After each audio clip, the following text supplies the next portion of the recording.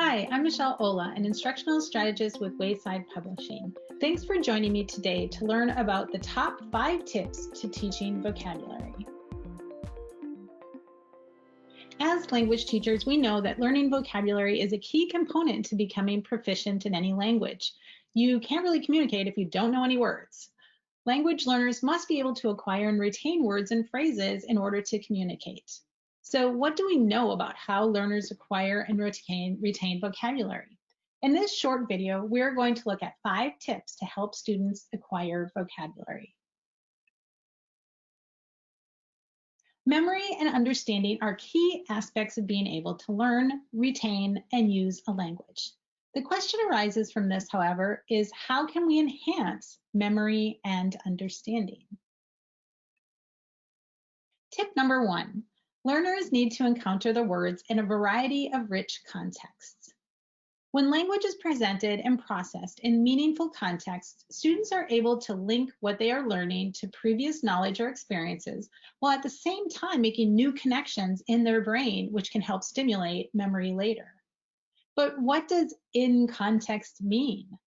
According to Schrum and Glisson in the Teacher's Handbook, Contextualized Language Instruction, context is the set of circumstances in which tasks are performed.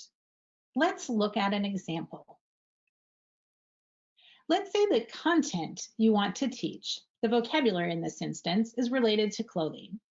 Instead of giving students a vocabulary list with the pictures and words in Spanish that really provides no real processing or practicing of the language in a meaningful way beyond memorization, let's instead create a meaningful circumstance in which the words can be explored.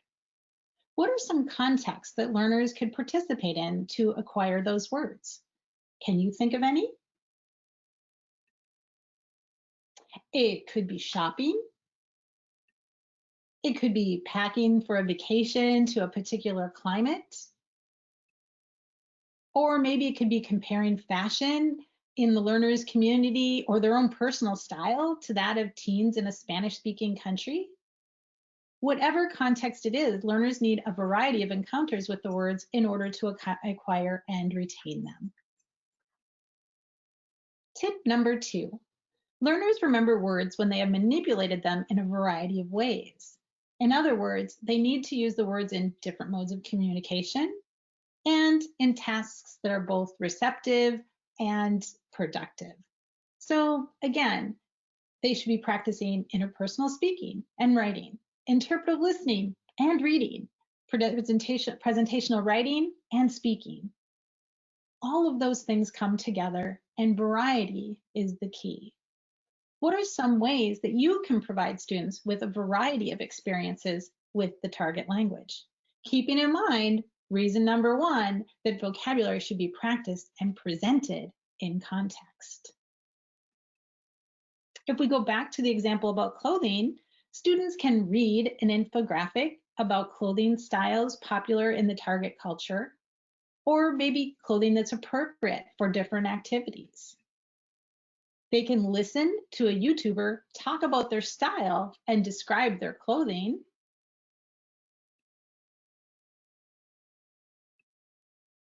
Hey chicos, ¿cómo están? Me llamo José Zuniga y hoy vamos a estar hablando de 10 esenciales de estilo que para mí todo hombre o todo estudiante que está yendo a secundaria o a la universidad debería de tener. Porque, hey chicos, ¿cómo? Or maybe they explore the website from a popular clothing store from the target culture.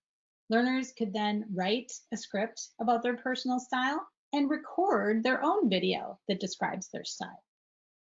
Every time the student accesses the clothing vocabulary in a different way, new neural connections are formed and they slowly begin to make meaning and acquire the words.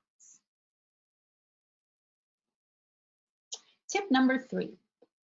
However, learners tend to forget within the first 24 hours after introduction.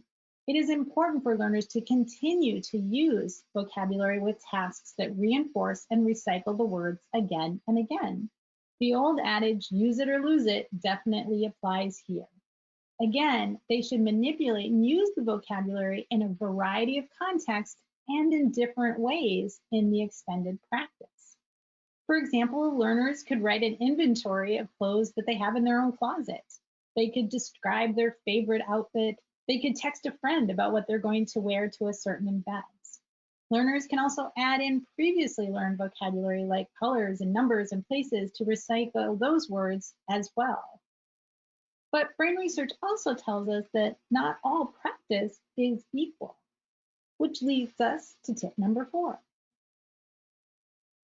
Use brain-friendly strategies to power up memory skills. Memory is a critical part of any kind of study, and using brain-friendly memorization techniques with students and helping them understand these techniques can help students acquire vocabulary more effectively. So what are some of these brain-friendly practices with vocabulary? Here's 2 bonus tips. Bonus tip number 1. Scientific experiments have shown that our short-term memory can only hold about 7 pieces of new information at one time. So if you have a long list of vocabulary words that you want students to acquire, you can start by breaking them into smaller chunks that are more manageable for our brains to process.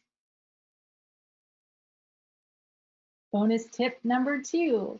In his book, Make It Stick, Peter Brown says that recall-backed study methods are most effective in memorizing new content.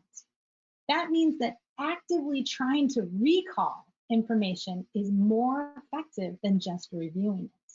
So think self-quizzing with flashcards or low-stake quizzes versus passive activities like reading over their notes or looking at the vocabulary list. Helping students make these connections will help them learn the words as well. And my last tip for teaching vocabulary, give students choice. Who decides which words are important? Who chooses the words that the learners acquire? You? A textbook? Why not increase students' motivation and autonomy by having students take responsibility and control over their language learning? That's what we really want. The fact is, you can't really force learners to acquire any words that they don't want to learn. How can you give more ownership of the language over to your students? They will acquire words more readily when they care about those words and have a connection to them. So let's recap our 5 tips to teaching vocabulary. Tip number 1, have learners encounter words in a variety of rich contexts or circumstances. Tip 2, have learners use and manipulate vocabulary in a variety of ways. We don't want them to get bored on their brains to get bored with the same practice over and over and over again. 3, have learners do meaningful follow-up activities to reinforce vocabulary learned. 4, use brain-friendly strategies to power up learners' memory skills. And 5, let students personalize and have choice in the words that they require.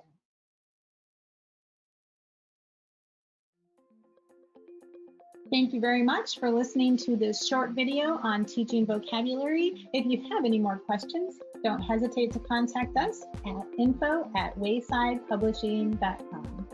Thank you and have a great day.